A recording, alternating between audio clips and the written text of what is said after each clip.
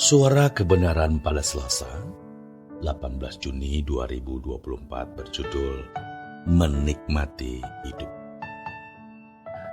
Mari kita menikmati hidup dengan cara yang tidak dimiliki oleh anak dunia. Dan ini yang harus kita biasakan untuk menjadi habitat kita, yaitu hidup di dalam kehendak Allah. Dari menit ke menit, kita memperhatikan setiap gerak pikiran dan perasaan kita. Juga setiap kata yang kita ucapkan, setiap perilaku, tindakan, dan perbuatan kita. Jangan sampai ada yang bertentangan dengan kehendak Allah. Kalau kita membiasakan hal itu setiap saat, maka irama hidup melakukan kehendak Allah itu menjadi irama permanen. Irama tetap yang tidak perlu kita usahakan dengan paksa, karena otomatis menjadi irama hidup kita. Oleh sebab itu, jangan ada hal yang masuk dalam pikiran kita, jiwa kita, baik melalui mata dan telinga, hal-hal yang tidak patut. Jika ada hal yang tidak perlu kita lihat, jangan kita lihat. Bila ada hal yang tidak perlu kita dengar, jangan kita dengar. Kalau kita harus mendengar, kita harus membuangnya. Kita bisa membuangnya dengan sengaja sampai kita punya seni atau keahlian membuang setiap hal yang tidak patut. Kalau firman Tuhan mengatakan, jagalah hatimu dengan segala kewaspadaan, itu artinya Tuhan memberi kita kemampuan untuk membuang semua yang tidak patut yang masuk di dalam pikiran, jiwa, dan hati kita. Kita tidak bisa melarang burung terbang di atas kepala kita, tapi kita bisa menghalau kalau ia mau bertengger atau bersarang di kepala kita. Kita tidak bisa melarang orang bicara dan melakukan hal-hal tertentu yang tidak patut. Tapi kita bisa menghalau jangan sampai kita bersarang di kepala dan di hati kita. Saudaraku, kita melihat betapa rusaknya manusia, di mana sejak anak-anak melihat tontonan yang telah membangun bangunan berpikir yang fasik, kafir, melawan dan menentang Tuhan. Dan semua kita telah jalani hidup dengan cara yang salah ini sejak kecil.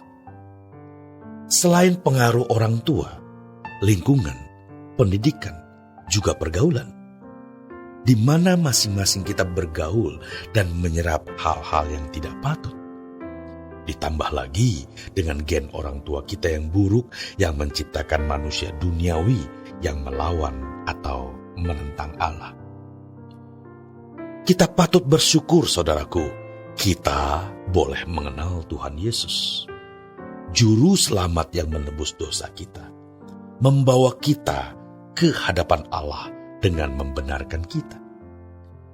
Tetapi keadaan kita belum sungguh-sungguh benar. Itulah sebabnya kita harus dimuridkan. Dimuridkan artinya kita harus belajar. Jadi kita mulai hari ini menikmati hidup, yaitu menikmati hidup melakukan kehendak Allah. Apapun keadaan yang sedang kita jalani, banyak masalah dan kebutuhan mendesak yang menekan kita. Namun, semua itu tidak menjadi halangan bagi kita untuk melakukan kehendak Allah. Dinamika hidup yang bagaimanapun tidak membuat kita berhenti melakukan kehendak Allah. Puji Tuhan.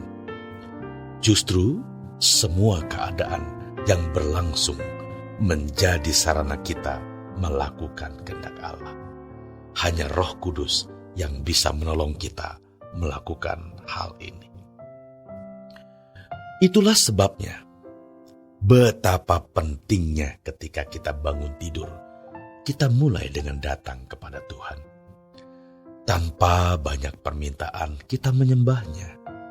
Kita mohon bagaimana kita bisa takut akan Allah dengan benar, mengasihi dan menghormati Allah secara benar.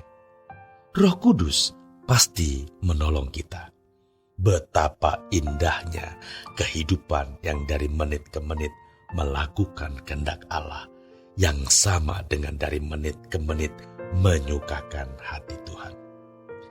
Kenyataannya, saudaraku, tidak banyak orang yang sungguh-sungguh hidup menyenangkan hati Allah. Tapi mari kita berpikir seakan-akan kita ditunggu oleh Bapa dan dinantikan oleh penghuni surga untuk menjadi manusia yang membuat senyum Bapa di surga. Penghuni surga pun akan ikut merasakan ketika Bapa disenangkan. Kita membuat senyum Allah, Bapa kita. Karena firman Tuhan mengatakan di Injil Lukas pasal yang ke-15, jika ada satu orang bertobat, malaikat di surga bersorak-sorai. Mengapa malaikat di surga bersorak-sorai? Karena Bapa di surga disenangkan, disukakan, dibahagiakan oleh kejadian adanya satu orang bertobat. Kita mengalami perdobatan terus setiap hari. Semakin hari, semakin menyenangkan hati Allah. Berarti kita membuat dan menciptakan suasana surga di dalam kehidupan kita di bumi, bahkan sampai di kekekalan. Jadi, jangan kita menjadi lelah.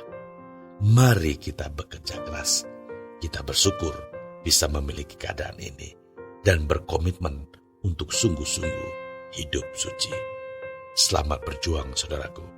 Tuhan Yesus memberkati.